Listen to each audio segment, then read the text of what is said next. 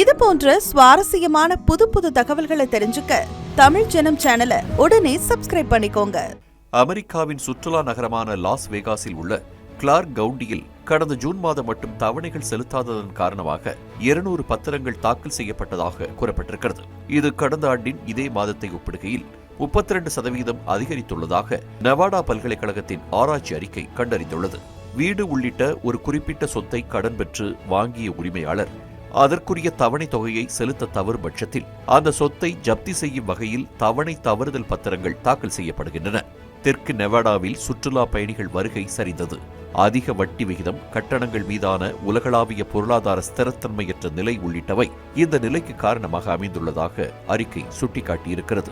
அதன் அடிப்படையில் இந்த ஆண்டின் முதல் 6 மாதங்களில் 1290 கடன் தவணை தவறுதல் பத்திரங்கள் தாக்கல் செய்யப்பட்டுள்ளதாகவும் இது கடந்த ஆண்டை விட 28% அதிகம் என்றும் அறிக்கையில் குறிப்பிடப்பட்டிருக்கிறது.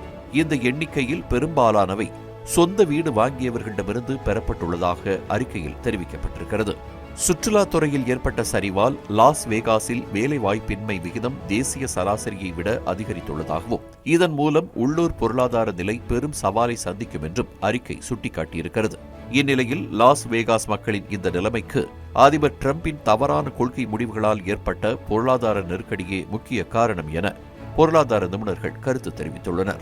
இதற்கிடையே லாஸ் வேகாஸ் மாநாடு மற்றும் பார்வையாளர்கள் ஆணையம் சுற்றுலாத்துறையில் ஏற்பட்டுள்ள மிக பெரும் சரிவு, அதனால் அப்பகுதியில் ஏற்பட்டுள்ள எதிர்மறையான தாக்கங்கள் குறித்து எச்சரிக்கை விடுத்திருக்கிறது.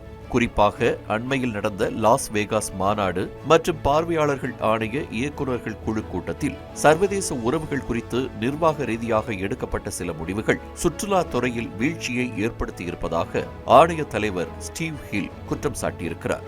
கனடா நாட்டிற்கு எதிரான அதிபர் டிரம்பின் விரோத போக்கும் இதற்கு முக்கிய காரணமாக கூறப்படுகிறது. அதிபராக பொறுப்பேற்றது முதல் கனடாவை தனது கட்டண கொள்கைகளுக்கு கீழ்ப்படியுமாறு டிரம்ப் அச்சுறுத்தி வந்த நிலையில் தற்போது லாஸ் வேகாஸுக்கு அதிக அளவில் வந்து கொண்டிருந்த கனடா நாட்டவர்களின் எண்ணிக்கை வெகுவாக குறைந்திருக்கிறது. குறிப்பாக அங்குள்ள சின் சிட்டி பிரதான விமான நிலையத்திற்கு வரும் சுற்றுலா பயணிகளின் எண்ணிக்கை நாள் ஒன்றுக்கு 1,00,000க்கும் அதிகமாக குறைந்து கொண்டே இருக்கும் என லாஸ் வேகாஸ் மாநாடு மற்றும் பார்வையாளர்கள் ஆணையத்தின் ஆய்வறிக்கை விவரிக்கிறது. குறிப்பாக நடப்பாண்டு பிப்ரவரியில் 3.68 மில்லியனாக இருந்த சுற்றுலா பயணிகளின் எண்ணிக்கை மார்ச் மாதத்தில் 3.39 மில்லியனாகவும் ஏப்ரல் மாதத்தில் 3.3 மில்லியனாகவும் குறைந்திருக்கிறது. இது கடந்த ஆண்டை ஒப்பிடுகையில் 8% குறைந்துள்ளதாகவும் நகரத்திற்கு வரும் சர்வதேச பயணிகளின் எண்ணிக்கை 10% குறைந்திருப்பதாகவும் தெரிவிக்கப்பட்டிருக்கிறது. அதேபோல் கடந்த ஆண்டு மார்ச் மாதத்தில் 85.3% நிரம்பியிருந்த ஹோட்டல்கள் நடப்பாண்டு மார்ச் மாதத்தில் 82.9% குறைந்திருக்கிறது. இது இயல்பை விட 2.5% குறைவு என்று அறிக்கையில் குறிப்பிடப்பட்டிருக்கிறது. சுற்றுலா பயணிகளின் வருகை பெருமளவு குறைந்துள்ளதால் சுற்றுலாத்துறையை நம்பியுள்ள பல தொழிலாளர்கள் பெறும் டிப்ஸ் மட்டும் 50% வரை குறைந்திருப்பதாக அறிக்கையில் தெரிவிக்கப்பட்டிருக்கிறது. அதேபோல சுற்றுலா பயணிகளின் வருகை குறைவால் தங்களுக்கான ஊதியம் பாதியாக குறைக்கப்பட்டதாக பல்வேறு சேவைகளை வழங்கும் ஊழியர்கள் தரப்பில் குற்றச்சாட்டு எழுந்திருக்கிறது. சிலர் அதிபர் டிரம்பின் நிர்வாக திறனற்ற செயல்களே இந்த நிலைக்கு காரணம் என நேரடியாக குற்றம் சாட்ட தொடங்கியிருக்கின்றனர். இதே நிலை தொடரும் பட்சத்தில் மக்கள் அத்தியாவசிய செலவுகளை மேற்கொள்ளக்கூட திண்டாடும் நிலை உருவாகும் என்று பொருளாதார நிபுணர்கள் கருத்து தெரிவித்துள்ளனர்.